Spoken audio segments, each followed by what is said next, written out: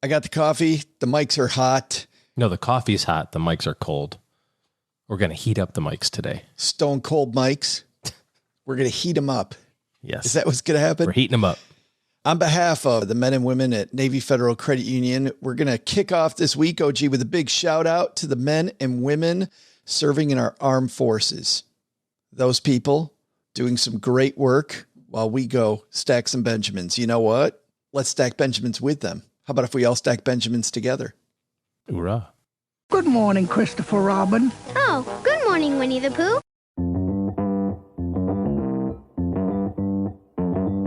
Live from Joe's mom's basement, it's the Stacking Benjamin Show.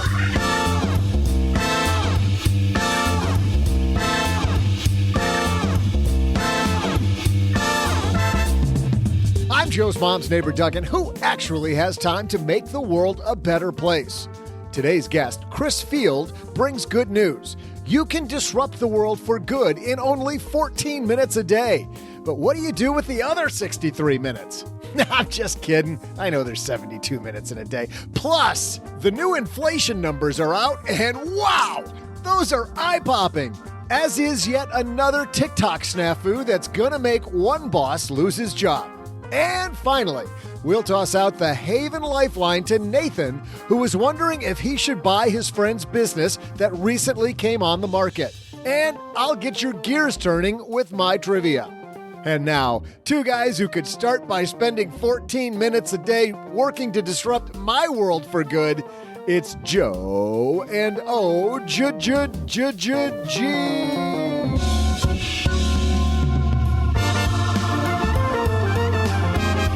I know how to disrupt Doug's world. Let's eat all of his peanut M&Ms. That'll really ruin it. And that's for good, too. Who needs those calories? He doesn't need those calories. Hey, everybody. Welcome to Getting Doug in Shape, Doug Boot Camp 2021. I'm Joe Salsi, High Average Joe Money on Twitter. Across the card table from me to kick off the week, it's Mr. OG. I just want to go back to one thing you said. I don't think peanut M&Ms have calories. That's what makes them so great. Because the peanut has a negative because it's good for you. And then the chocolate is a slight positive. And so those things, they even out.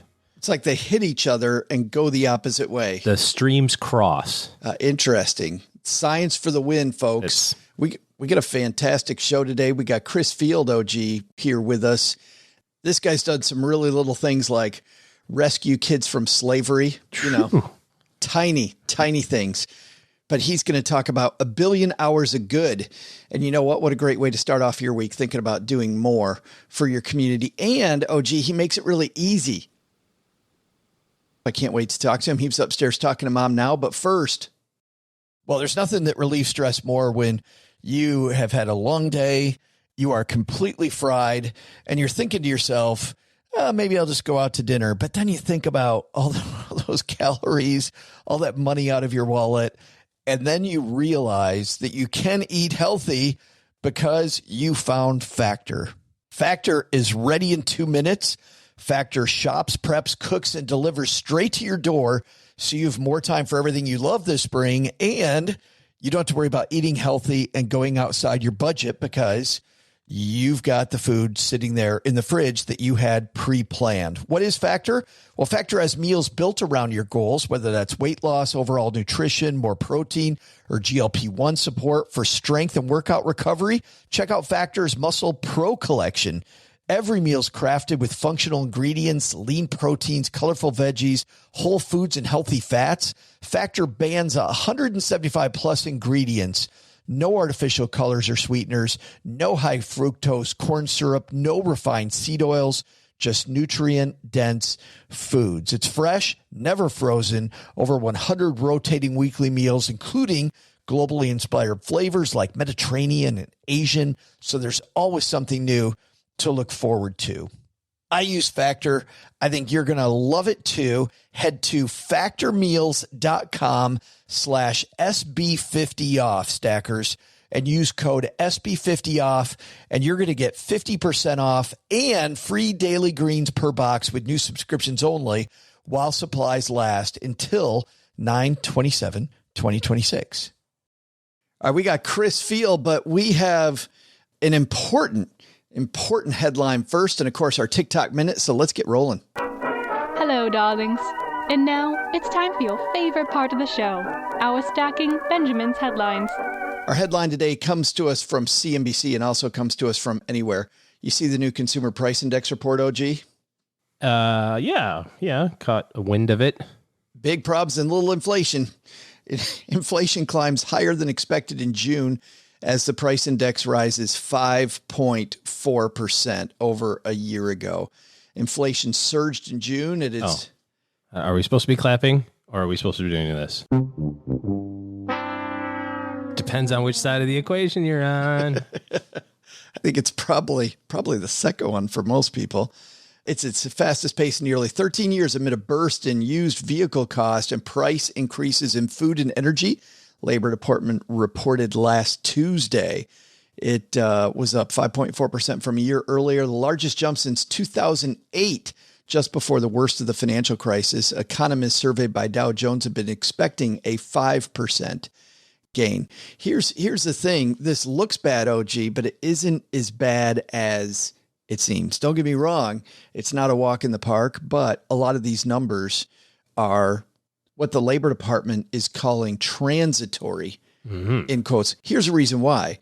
Used car prices went through the roof because of the new car market and the problem getting semiconductor chips. So used car prices heated up. A lot of those prices are already, according to experts in that area, already coming down. The second piece, prices also going up in areas where a year ago they went through the floor. And one area is airline travel, as an example. Yeah. Remember how easy it was a year ago to get a ticket on a plane? Those days are over. Yeah, that's the problem with looking at year over year comparisons, because you have to recognize what the other year was. Some of it is just the offsetting of getting back to quote unquote normal and the kick in the teeth that everything was in the second quarter of 2020 versus 2021. Some of it is the vast oversupply of money, which by definition has to be inflationary, because when there's more money, there's more people that want to buy stuff and they can do so on credit. So that becomes more money itself. And then that person gets to have more stuff and more money. And then the next person gets to have more stuff and more money. And so the prices have to go with that.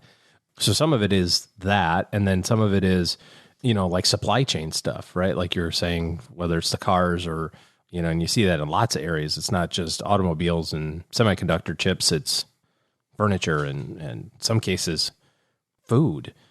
But the difference with food, however, is that if there's a supply chain issue at a grocery store, usually the grocer will substitute a similar product that isn't. Like if Yoplait yogurt can't deliver, you'll just get a different kind of yogurt. So food and energy, that's one that will affect people, because that's something. But used car prices, that only affects you if you're buying a used car. So maybe hold your horses a smidge if you think they're too high. But there's also some good news with this, which is the estimates of Social Security increases for next year. Have you seen those? Yeah, that definitely has retirees smiling. I think they're estimating that it'll be the largest increase since like 1960 or something. People going to get 6 or 7%. Much, much bigger paycheck from the government. It's probably not good to call it a paycheck, is it? Probably getting a return of your taxes. Return of your taxes. There you go. After the government wisely invested it, they're now returning it to you. After you've trusted them for 35 years, here has been my retirement.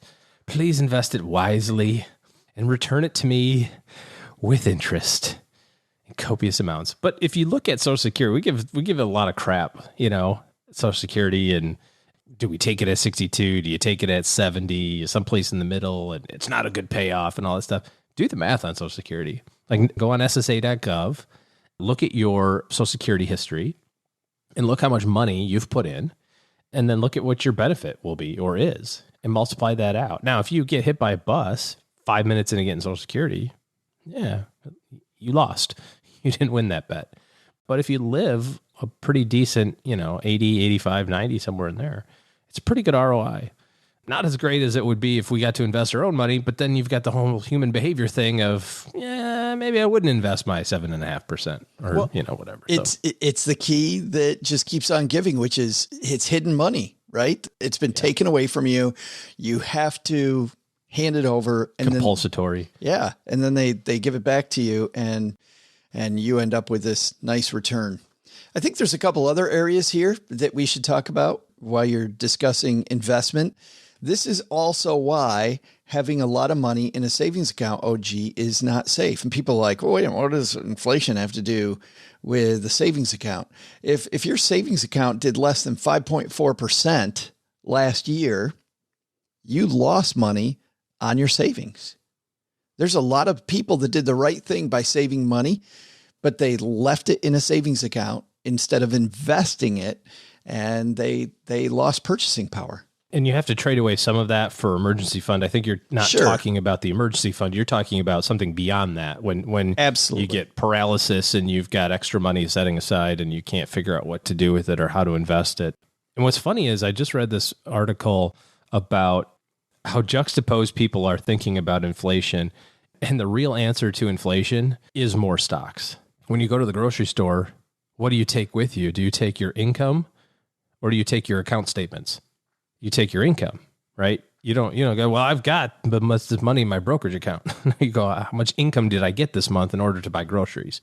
And if you look at the history of the rising dividends over, an entire lifetime, that's been the thing that's outpaced inflation. Obviously, the stock price also outpaces inflation, but the rising dividends paid by the biggest companies in the world and in the United States outpaces that. So the answer to inflation concerns isn't, I'm going to go buy I-bonds or something like that. It's, you actually need to buy more stock. Which makes sense, because if you're buying into a company, for that company to succeed, they have to beat inflation. They have to keep up with inflation. They have to. So it's not dollar for dollar, and it doesn't happen simultaneously. It's not instantaneous, I should say. But then they're also rewarded for innovation, right? In the face of rising costs, what do companies try to do? They try to figure out a way around that. They try to maintain their profit margins because their obligation is to shareholders. Their obligation is to produce a profitable result for shareholders. So when they have market forces, whether it's inflation or competition or, whatever those externalities are, the smart people at the company are going to try to figure out, how do I make a profit amidst all of this chaos? And sometimes that chaos is inflation and rising costs. So that spurs innovation to help keep costs low, which of course innovation is great because you get more bang for your buck. So it's a great cycle. Buy more stock, everybody. The third piece of this I want to talk about that we've heard lots of reports on, of course, we talked last week about people changing jobs. A lot of people right now getting raises, being enticed to stay. And I think this may be, remember how we talked about last year, it might be a bad time to ask your boss for a raise.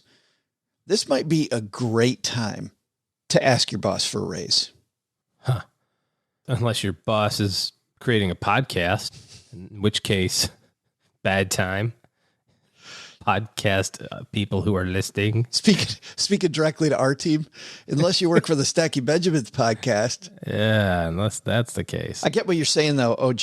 I mean, really, we joke about podcasting, but you should look at your field. It's not going to be the best time ever for everybody, but yeah, I think in a lot of fields right now is a time when you might have a little leverage going, I love working here. This is a great place. Here's the statistics on our industry. Here's what this other company would want to pay me. I would much prefer to stay here.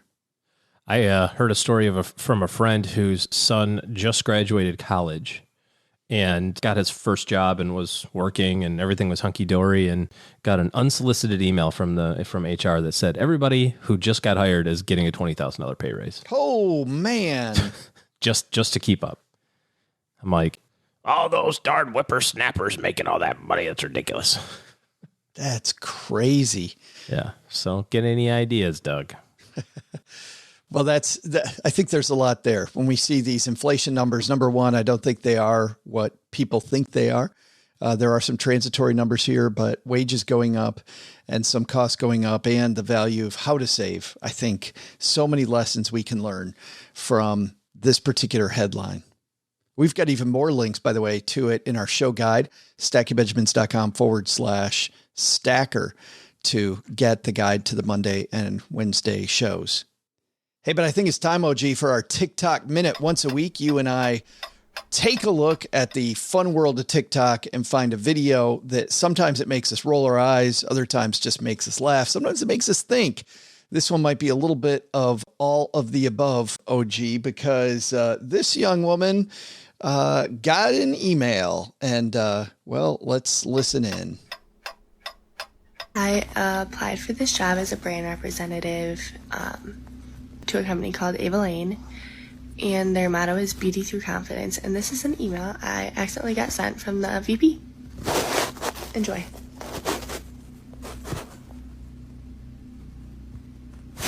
Not that cute. Okay.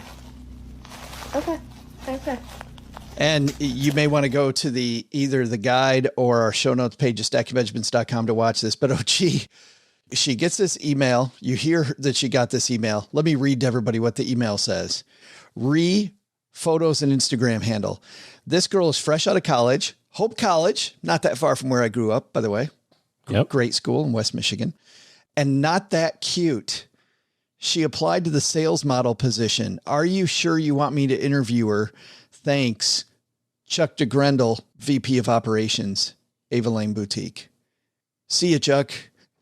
Yeah. And that, by the way, is the tag that I saw looking at this today. That's the hashtag. R.I.P. Chuck. Rip Chuck. Yeah. Yeah. Chuck did a very, not that cute. OG. Reminds me of video that I saw. I'm not on TikTok, but Instagram has these things now. Obviously they're trying to compete with them. And this person said, dance like nobody's watching. And it's got like, yeah, they're like dancing. And then it goes, but text an email like that shit's going to be read in court one day. Yes. I think there's a good lesson. But there's another lesson. Don't be a jerk. Yeah. What do you want your brand to really say? Yeah. I mean, if he's got that attitude anyway, she's not that cute. Do I need to interview her? What are you trying to do with your brand? I don't know. Not good. I would have never got interviewed ever. You're very cute. Thank you. Just thrilled I get to sit across from you 3 days a week. Living the dream. And the other 4 days, I just hang around. You got a TikTok video for us. Shoot me a link, Joe at stackingbenjamins.com. And I'd love to take a look at whatever you see that maybe like this one makes your eye roll or go, whoops. All right. Time for you and I to refill the coffee. We've got Chris Field upstairs talking to Mom. So let's get ready for our big interview. Doug, how about some trivia, my friend?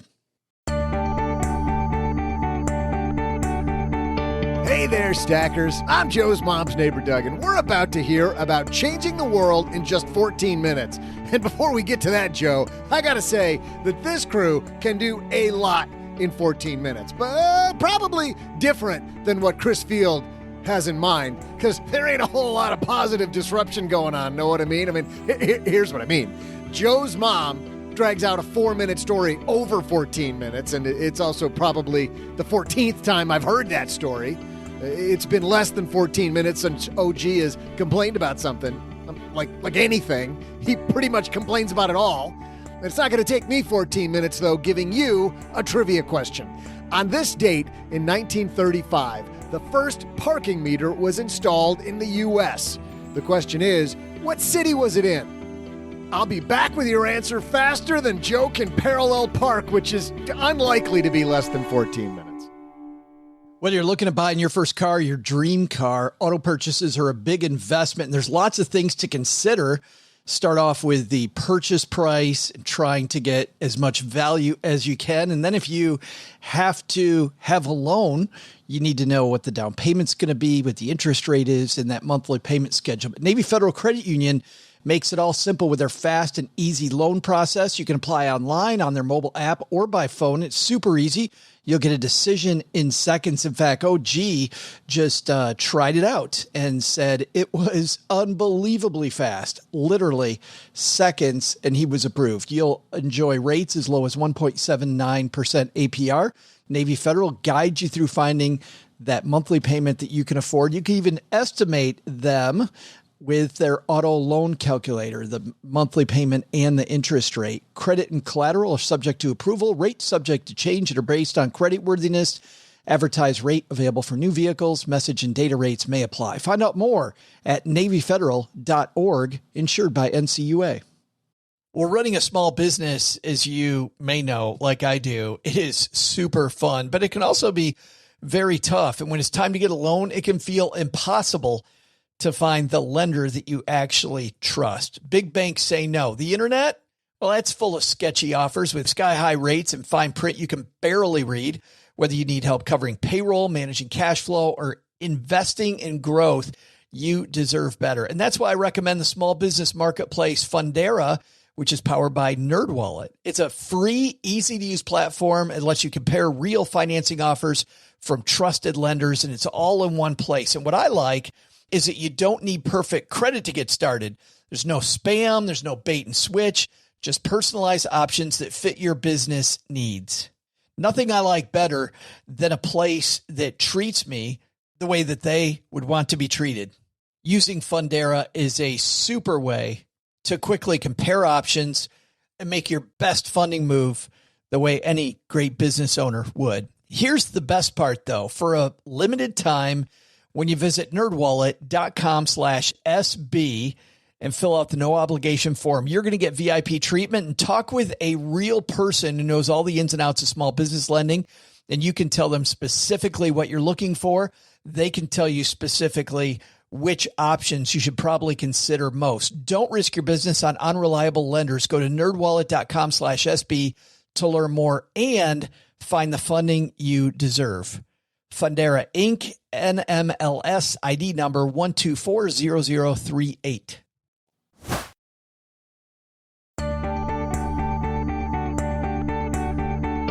Hey there, stackers. I'm Joe's mom's neighbor, Doug, respected author, frequent speaker at the G7 summits, and internationally renowned time management expert.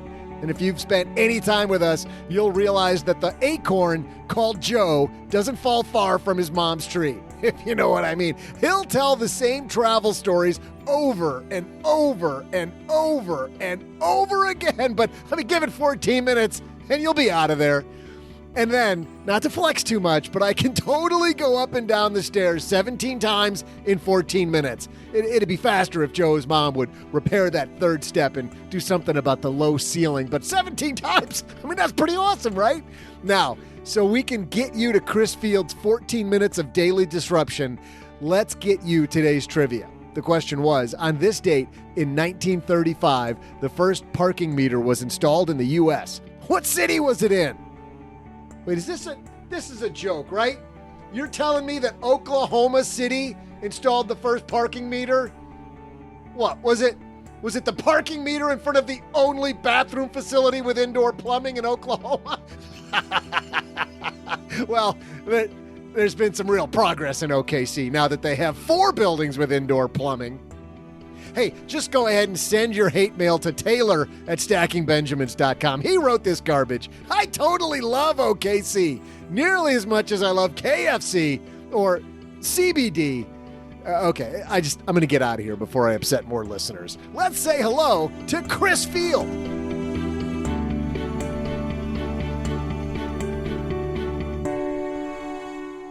And on my dad's shortwave radio, it's my new friend, Chris Field. How are you, man? Man, I'm doing awesome. Thank you so much for having me. I'm looking forward to this. I very much have been looking forward to this for the last couple weeks. There's an elephant in the room I got to ask you about first. I did not intend, by the way, to start here. And as I'm doing like last minute fill in the blanks research on Chris Field, I find this story. I'm a big ice cream fan. Yeah. And you have written the most viral ice cream review on the internet. That's true. It's probably the least important thing that I'm most well known for, certainly. So a few years ago, Bluebell Ice Cream came out with their Christmas cookies flavor, which was a seasonal flavor that they had never done before. And I'd done a few Bluebell reviews just for fun, but this one just exploded. I think it had something like 65,000 shares, reached 2 or 3 million people. And interestingly enough, if you Google Chris Field ice cream, you'll find that it made its way into newspapers. It made it into the Atlanta Journal-Constitution, the Houston Chronicle. So it was a lot of fun. I love the ice cream, and Bluebell were great sports about it. I'm only about 45 minutes from their factory in Brenham, Texas. And so I drove down there the next week and actually ate ice cream with the CEO, and we had a good time. Well, I definitely hope the discussion that we have today hits, because in A Billion Hours of Good, you begin the journey, Chris, by giving readers an invitation. And I want to ask you specifically about this invitation because you say, and I'll quote you, "We can reimagine everything you've ever believed to be true about your ability to create authentic and lasting transformation in the world around you." This implies, I think what it implies is what most of us believe about the world around us, and our ability to affect that is false. What is it that most of us should reimagine when it comes to that journey? So I think most of us believe that world change is limited to a very select few individuals, people that, just have this innate charisma or gifting, or people that have tons of money, or people that end up with some unique skill set that nobody else has. And I think that's completely overrated. The reality is that the world is being changed by ordinary, plain, just regular folks whose names we've never heard of, whose stories we'll never hear, every single day at a clip far, far larger than all of those other people I described. And the truth is that most of us are kind of waiting for this grand moment. We're waiting until our kids reach a certain age, until our bank account reaches a certain number, until we retire. And the problem is we're going to keep moving those goalposts the rest of our lives. And then we're going to end up in a rocking chair at some point on a front porch, and we're going to have a lot of regrets. And so for me, my whole mission and passion in life is to help ordinary people believe they have everything it takes to change the world right where they are with a lot less time than they think. Just by the way, you're talking about this, you're talking about it in terms of sacrifice. Like, people believe that to do good, there has to be some sacrifice. And you spend this entire book saying that's not true. Right. Absolutely. I mean, even the way we think about sacrifice, right? Sacrifice implies giving up something at a loss to ourselves. And I think the reality is, even if anyone has just dabbled in doing good, they know the return that comes from that. We were made to thrive and to make impact. And so I think that's the whole idea for me, is really believing that we can make an impact. And what we typically view as sacrifice is not actually that. I think I love podcasting so much because I love this idea of stories. And you tell this wonderful story that illustrates the point that you just talked about through this friend of yours named Connor. Do you mind telling us about Connor? Yeah, no, I don't mind at all. So Connor is a young, late 20s graphic designer, works for one of the most well-known and sought-after innovation speaker in the entire world, does a ton of his multimedia stuff. The dude just oozes talent. And he's not just talented, he's just a good guy. Like, you said he's a lot of fun to be around. Yeah, just a good, like, you just like him. Every email, hope you're having a killer day, hope you're crushing the day, go get out there and crush it today. Just like, he's just a good dude. And in this conversation with Connor that I was having one time, because his company had brought me in to do some social media, I have a business that does social media marketing and consulting, and they brought me in to get some ideas for me on how to grow their social presence. And so Connor was my main point of contact. And just one day as we talked some about work I had done in Ghana with rescuing children out of child slavery. And, I could just sense that Connor had this, it was just like, he felt like, man, I got a lot of really cool stuff going on, and I really like my life, but man, that feels really meaningful. Like, I wonder if I'll ever do something like that someday. In that conversation, when I picked up on that from Connor, I was like, dude, I got to tell you, you're one of the most ridiculously talented people I know. Like, you have so much creativity. You have so many gifts and skills and talents. The market just freaking loves what you have to offer. How have you not made the connection that there are 1,000 nonprofits and humanitarian organizations, people doing good, that would kill for a day of your time, that would kill to have you creatively solving a couple of their specific unique problems? I was like, you don't have to go to Africa with me on a boat and meet child slaves to be able to make a huge impact. Like literally every day, the skills you use that make you great at your job can translate into doing good for other people. And it was just like a light came on. And, you know, for me, honestly, Joe, that was a huge turning point for me in realizing everyone I meet wants to do more good, and they don't because they don't know where to start and they think it takes too much time. And I'm fascinated by this idea that we've separated philanthropy or doing good from work. There's such a hard line drawn between these two that the average person doesn't ever connect the dots, that the same skills that make them great from 8 to 5 are the same exact skills that the market needs to create real change and transformation. It's like people tell me, I had a lawyer the other day tell me about this thing she wanted to make a difference on. I mean, this lady's ridiculously successful lawyer. And she's like, I just wish. And I'm like, wait. I was like, you realize every day you gather facts, you organize, you make compelling cases for the people you believe in. Like, those are all the same skills that this organization, that this problem you're saying, like it needs that gather the facts, overcome the objections, write a great story that tells people, you know, why this is a compelling reason. And she's just, you literally, it felt like you could see a light come on in her head. Like, I won't say literally and misuse it, but I was waiting for her, for the little thing above her head to be like the chime to come on. Like I was watching a television show, you know, because it was just like, she goes, oh my gosh, you're right. It's like, I do have those skills already. So that's really the story of Connor, and it's the story of all of us. It's realizing we don't need to go looking for the skills and the talents to change the world. We possess them already, and it's doing more intentionally and with thoughtfulness and consistency what each of us is already doing every single day. Stacky Benjamins, it shouldn't surprise you, Chris. Our fans are a bunch of math nerds, right? Some people like me, not as mathy as others, but we've got a good number of those people here.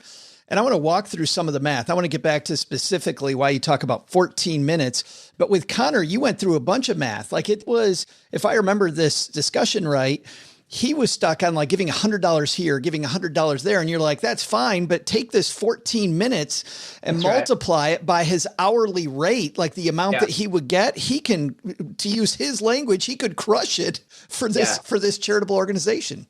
Yeah, I mean, it's the scale, right? And all of us are looking for that multiplier. I mean, this is why people listen to your podcast, right? Is we're all looking for those multipliers.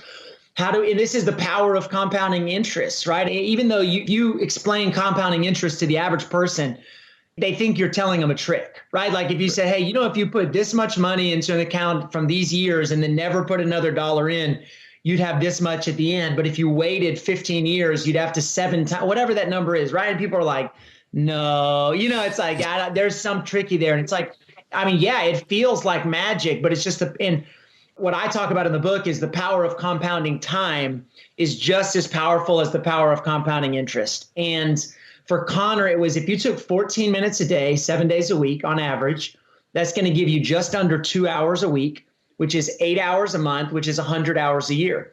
Now, if you ask the average person, hey, I'd really like you to do more good this year. Can you help find 100 hours that you're free to do some good and then call me and I'll tell you how to use those 100 hours. People are like, dude, that's 2.5 weeks of working. That's all my vacation time for the whole year. I could never swing that. It's like, I get it. Can you do 14 minutes a day?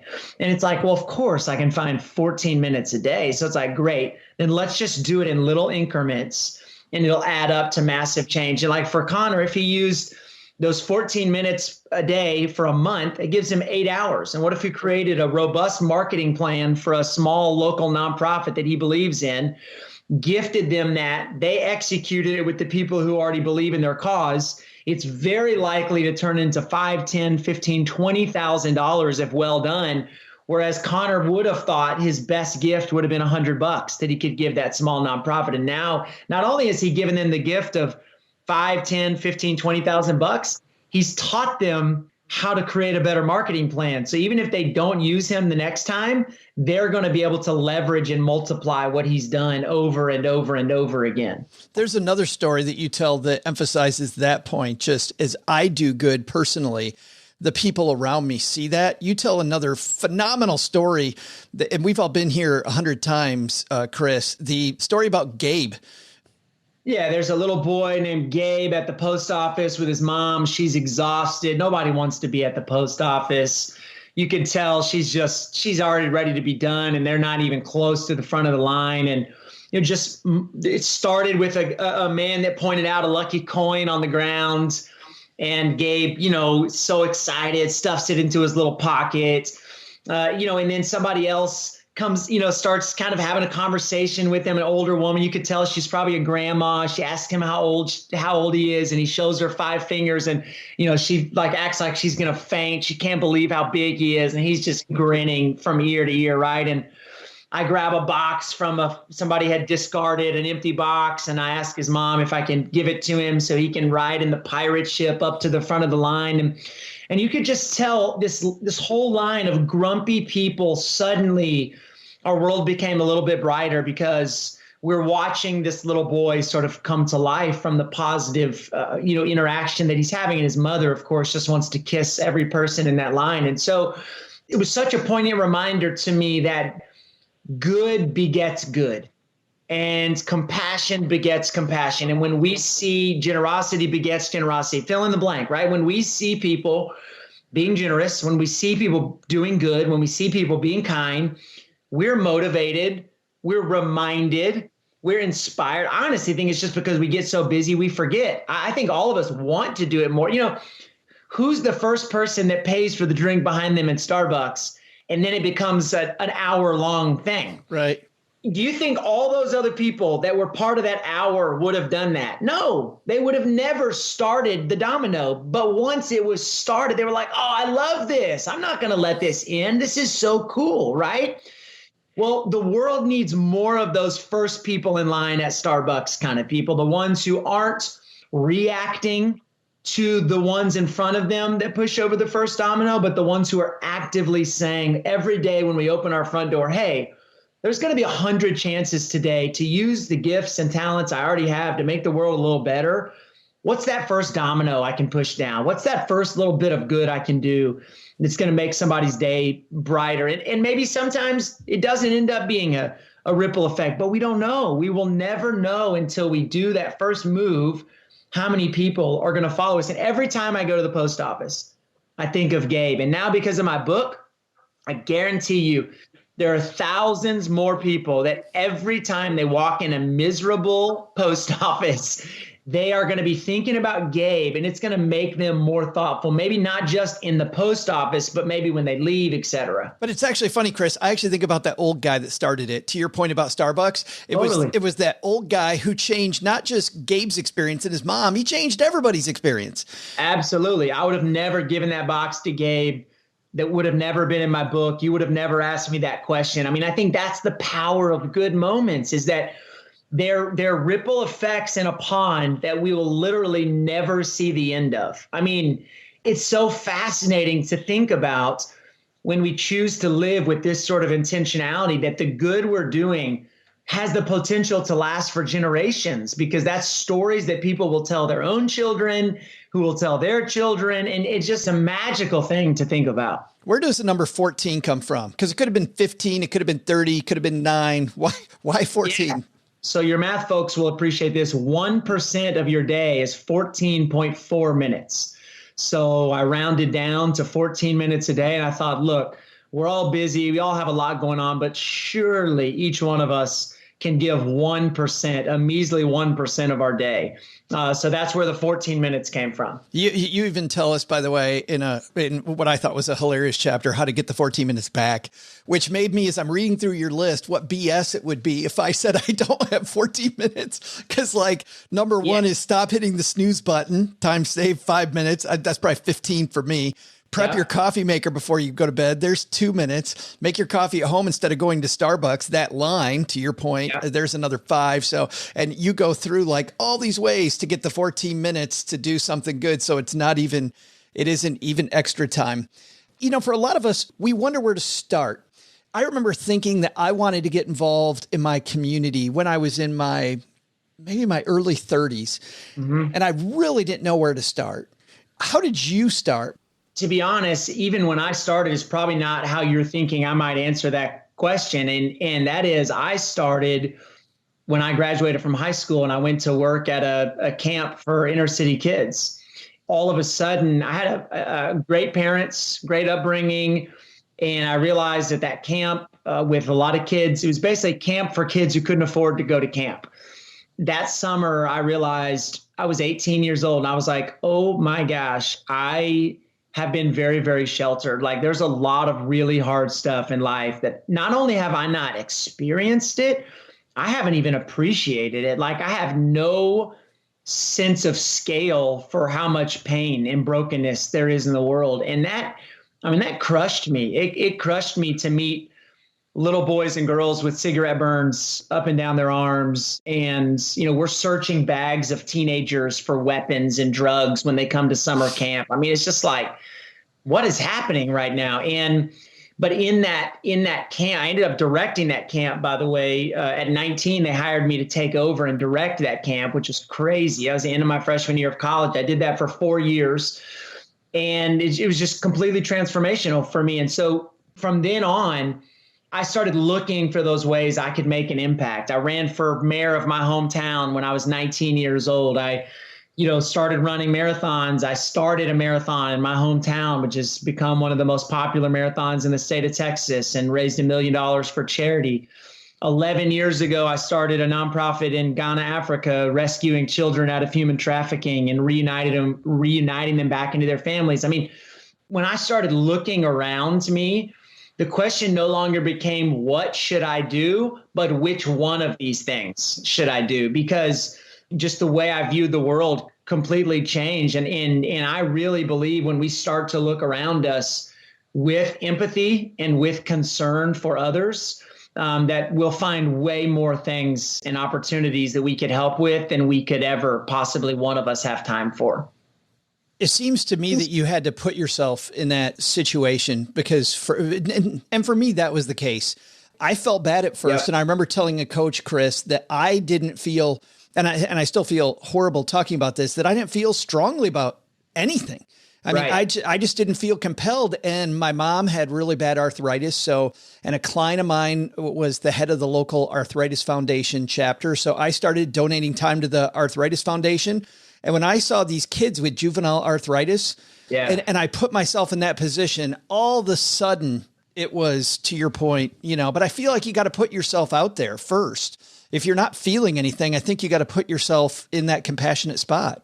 Yeah. And I also think we need to ask ourselves why we're not feeling. I think that we've become really good at not letting ourselves feel, to be honest. I mean, I think we numb ourselves with drugs and alcohol and sex and money sometimes, if we're being honest, right? We numb ourselves by saving or spending money in certain ways because it makes us feel like we're in control. And so I think the first thing we have to be really honest, like, why do we not feel sometimes about things that we really should feel, right? Like, how have we lost some of that sense of compassion and empathy?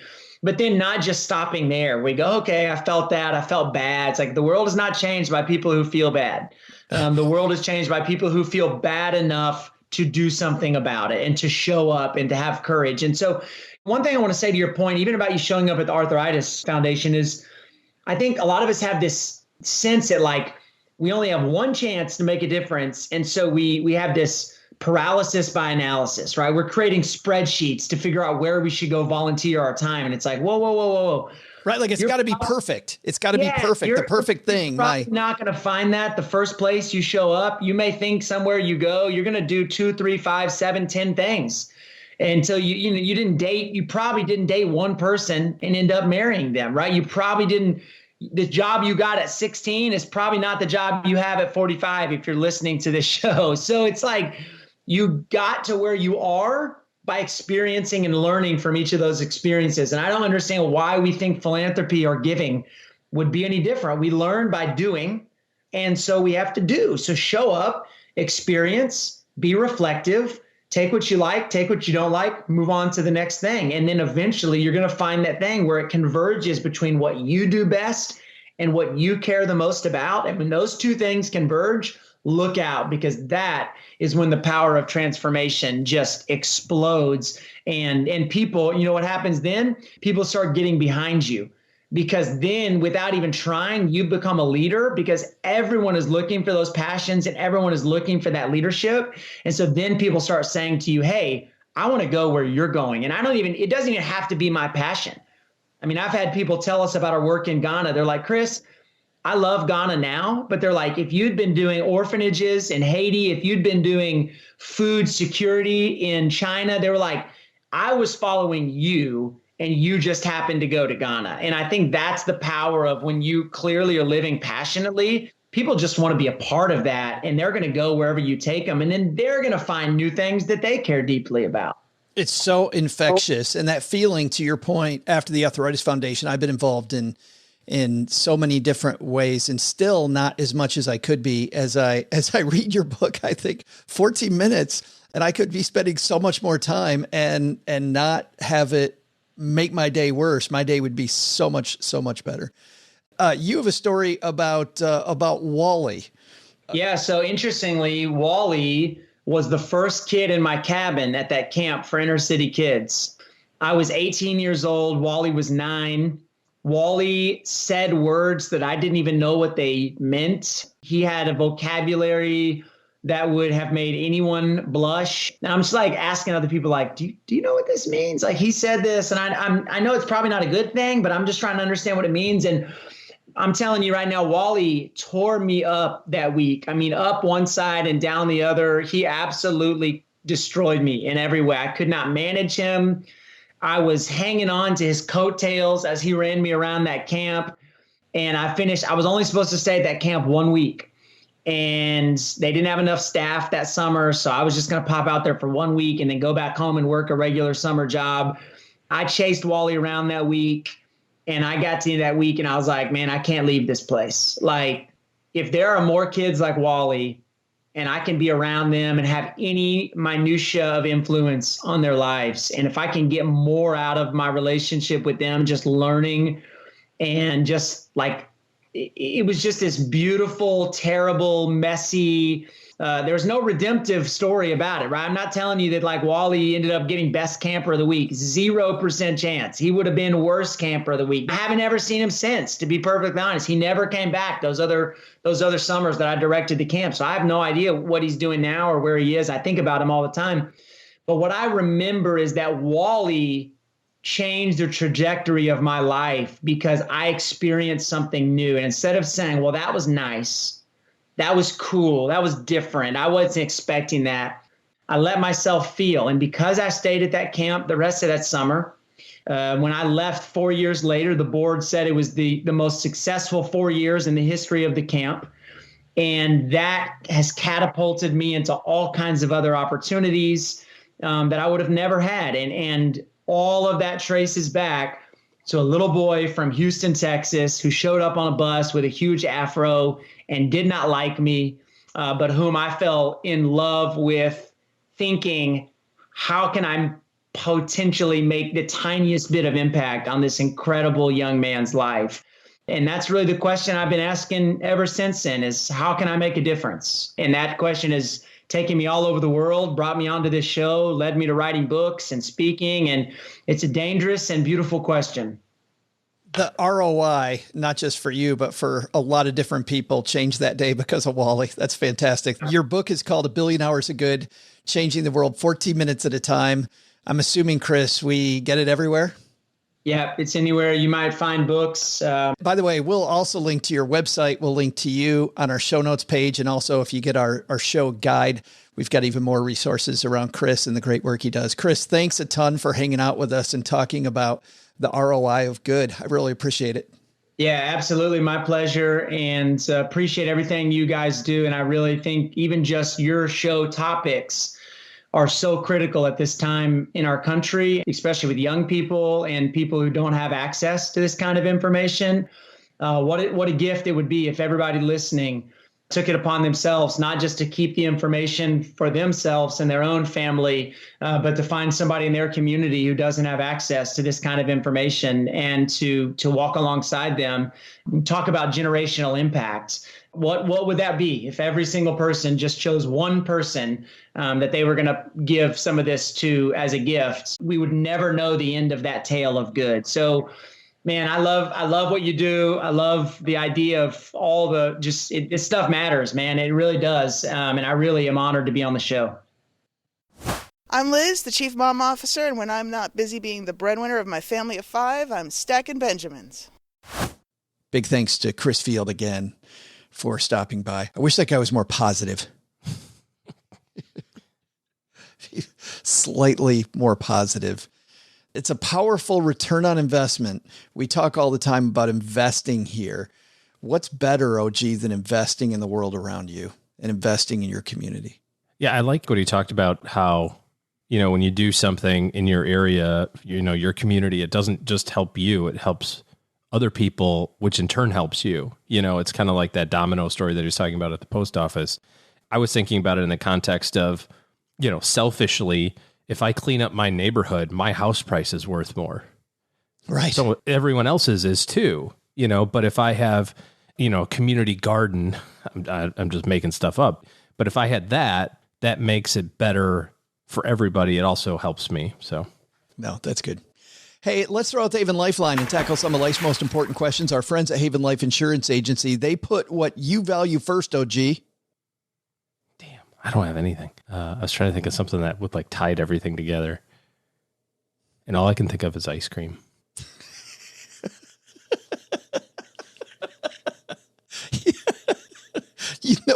It's been a tough day. What I got to say, hey, ice cream is good. That's all I can think of. I don't think there's a wrong answer here. It says your loved ones in your time in my script, but ice cream is great. All I can think of is ice cream. But that whole package right there, OG, that's why they've made buying quality term life insurance actually simple. So here's what you do. You go to stackingbenjamins.com/Haven Life, and you will get, bam, a free quote within seconds because the application is super simple. It's easy. It's all online. They've gotten rid of all the baloney questions that they don't need you to answer. Used to take forever for me to help clients fill out a life insurance application. Not like that. Their prices are affordable. All policies issued, of course, by their parent company, Mass Mutual, which is also more than 160 years old. Today, we're going to throw out the lifeline to our good friend, Nathan. Say hi, Nathan. Hi, Joe and OG. One of my good friends is looking to sell a small business because he's moving out of the state and would not want to run it from halfway across the nation. This business is one I've always wanted to run and open on my own, and they approached me prior to anyone else with this opportunity. This business is a franchise that's run globally as well, so I would have the help and support on that aspect too. I've never owned a business, but I do know the industry fairly well as I've been using this company for more than 10 years, and I feel like I have enough knowledge on how it works and how it's run to continue to be successful. It's strictly member-based, so the chances of the business failing overnight is highly unlikely. My first thought is to run this through my CPA, review the P&L statements, as well as the prior year's tax returns, as well as give me a lesson on small business taxes because that's all foreign to me. I would need a small business loan for the purchase price, or I could ask a family member for the loan, but that could become fairly complicated, as I've heard many times before. Thanksgiving dinner tastes different when you owe someone at the table money. I have a full-time job. It would not leave my current position, but I would have my wife leave her position and run the business full-time. We luckily have a wonderful manager who works at the location who is a good friend as well. She basically already runs the business. Any thoughts on this? Am I missing anything? Thanks. Hey, Nathan. Thanks for the call. And OG, I got a lot of thoughts myself, but I'd love to hear yours. Well, I think that the plus points are, or the positives on this, nationally known franchise, already an existing, business model in place, the people and the process already in place. You're not starting a McDonald's from scratch, or whatever the franchise is. It's already up and running. There's known reporting. You've got tax returns and P&L statements and that sort of stuff, so you can actually see what's happened in the past. I don't have any issue with this, especially if it's a business that you're familiar with, a business that you're comfortable owning. But I have to remind you that owning a business isn't as easy as I'll just keep my regular job and then somebody else can run this. You can abdicate tasks, but you can't abdicate responsibility. No matter how many people are on your team, you're still the person that has to solve the big problems. When the county commissioner shows up to do an inspection and it's going to shut your business down for 2 days, you're the one that has to deal with that, or the county inspector or whatever. You know what I mean? Like, you can't just have somebody else handle that. Or when you get letters from the IRS because the form wasn't filled out correctly, yeah, you can send it to your CPA, but ultimately you're the one that's responsible for it. So I don't want you to have this impression of like, oh, it's going to be super easy. I just borrow some money and I invest, pay this guy off and then I make money hand over fist. I hope it works that way. I mean, you're picking up another full-time job. That's basically what you're doing. So all of that's fine. The other thing that I would have a really frank conversation with your buddy and say, hey, listen, obviously you were successful with this. You're choosing not to continue to own it because if you were wildly successful, you would continue to own it no matter how far away you lived. Joe, you owned rental property from across the country. You were successful doing it. Eventually you gave it up. But I own rental property from across the country. I'm successful doing it. I can own a business from other parts of the country too, but I would want to know, so what's the story behind the story? And if this is a really good friend, just be like, don't let me be the guy that figures out that this thing's screwed up somehow. Like, have somebody else figure that out. You talk about owing family money and having Thanksgiving taste bad. Buy a business from your best friend and have it explode in your face and see how your friendship goes. That's the only thing that's a little kind of weird about it to me, is like, if it's so great, your buddy would figure out a way to run it. You know what I mean?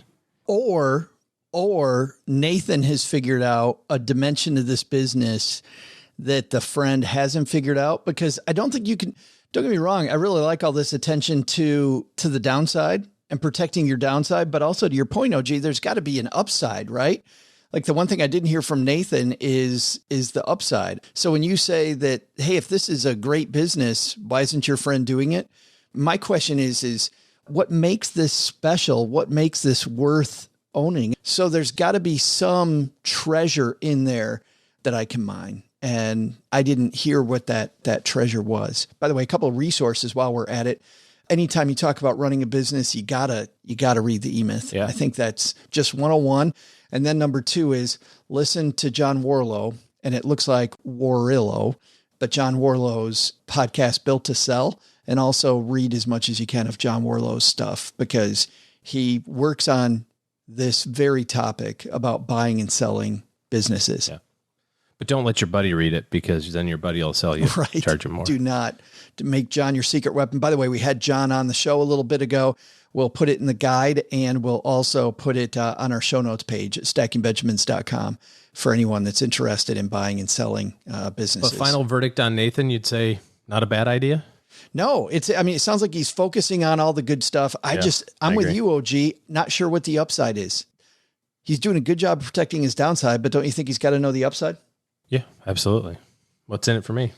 Thanks for that, Nathan. Hey, if you've got a question for us like Nathan did, head to stackingbenjamins.com/voicemail, and we're happy to answer your question, whether it's about paying down debt, having the right emergency fund, buying the right insurances, investing appropriately, buying a business, your estate plan, tax planning, whatever it is, bring it.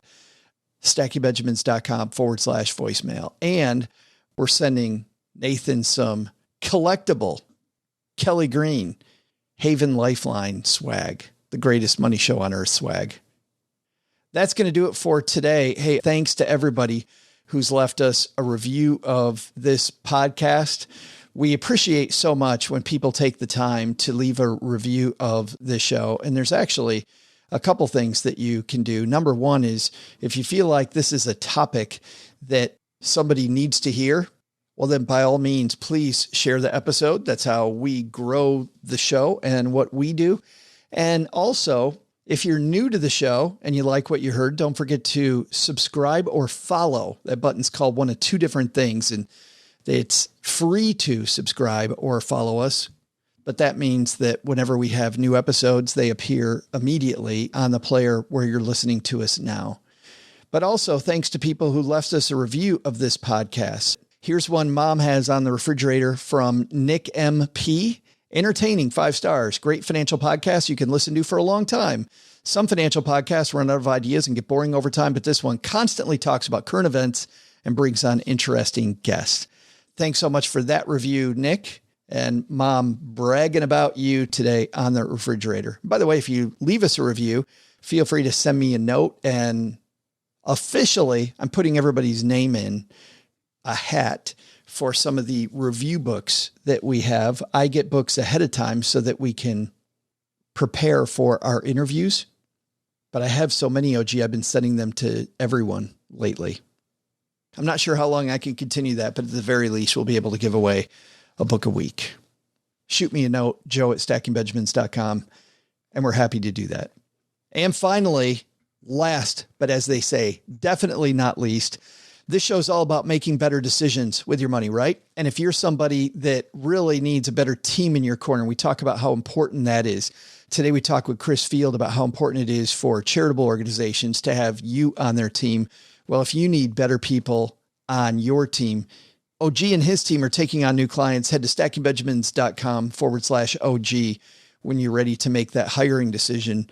And that will link you to their calendar where you can have a discussion about what it would take to have them interface with you so that the second half of 2021 and into 22 looks good for you. That rhymed. It was pretty inadvertent, but I'm a wizard. Lyrical masterpiece. Right. That's gonna do it for today. Doug, you've got it from here, my friend. What should we have learned today? So, what should we have learned today? First, take a lesson from our headline. Inflation? Your takeaway should be that emergency funds are important, but too much in a bank account, that money loses purchasing power.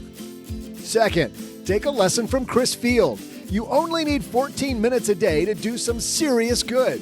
Where will you start? But the big lesson? It only took me 14 minutes to invite the whole basement to the Sizzler. 14 minutes to empty Joe's wallet, and another 14 minutes for Joe to chew me out. And that's where the final 63 minutes goes. To learn more about our guests and for more resources, you can head to our show notes page at stackingbenjamins.com. To learn more about Chris Field and how you can disrupt the world for good, check out his new book, A Billion Hours of Good. It also takes less than 14 minutes to introduce a new stacker to financial literacy. Help somebody dive in. Nothing we like more than seeing someone take the plunge. I mean, except Joe. You don't want to see that in a wet t-shirt. This show is the property of SB Podcasts, LLC, copyright 2021, and is created by Joe Saul-Sehy. Our producer is Karen Rapine. The show is written by Taylor Stevens with help from Joe and Doc G from the Earn and Invest podcast. After you listen, check out our show notes page written by our website manager and blog editor, Brooke Miller. Brooke and Joe also collaborate on a guide to the show and with lots of extras we couldn't include on today's podcast. Heck, they'll also throw in some life money lessons from Joe, and it's all free. It's called The Stacker, and you'll find it at stackingbenjamins.com/stacker. Once we get all of this goodness bottled up, it goes over to our engineer, the amazing Steve Stewart, who helps the rest of our team sound nearly as good as I do right now. Want to talk about the show later? Mom's friend Gertrude is the room mother in our Facebook group, The Basement. She also is our social media coordinator, so say hello when you see us posting online. Here's a weird fact. She and Tina Eichenberg are never in the same room at the same time. For a URL that'll take you right to our Facebook group, by the way, type stackingbenjamins.com/basement. I'm Joe's mom's neighbor, Doug, reminding you, in the words of Stephen Wright, if at first you don't succeed, then skydiving is probably not your thing.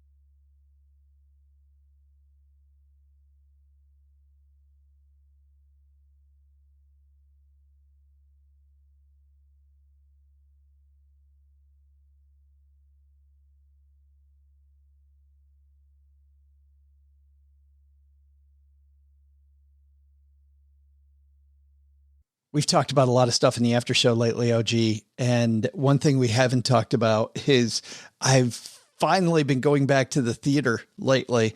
It feels so good to go back into a movie theater. Get some buttery popcorn. I know some people don't like the movie theater. They don't like that experience. I don't know if it's my anxiety or ADD or whatever, but when you put me in a theater and I can't do anything else and I'm expected to just watch the screen, just all this other stuff going on in the back of my head just goes away. And I get into the movie in a way that I can't do it on my sofa.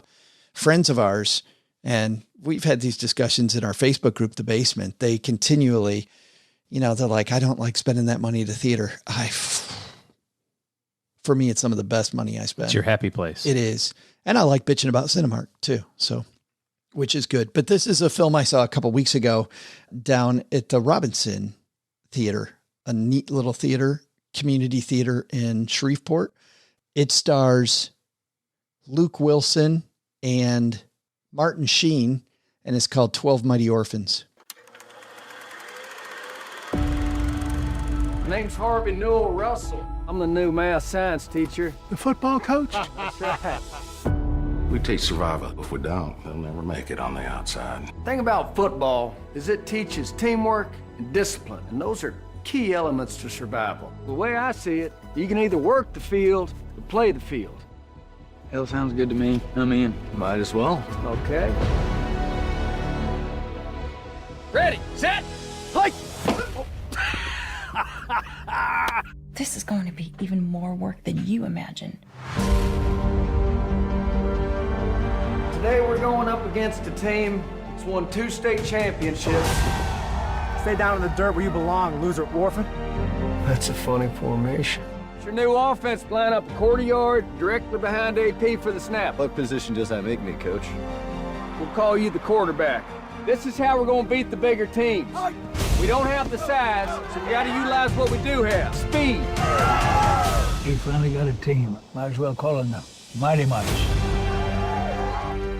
So this is a true story, or based on a true story, of an orphanage during the Great Depression, and it's set in an orphanage outside of Fort Worth, Texas, where a new football coach comes. He's been a successful coach in Temple, Texas, where he did great things, takes on this role. There's 11 people, for people not familiar with football, there's 11 people on a football team going one way that are on the field at one time. He's got 12 kids total on his team, OG, and he gets a special exception near the beginning of the movie to play because everybody thinks that because he only has 12 kids, he's going to be a patsy.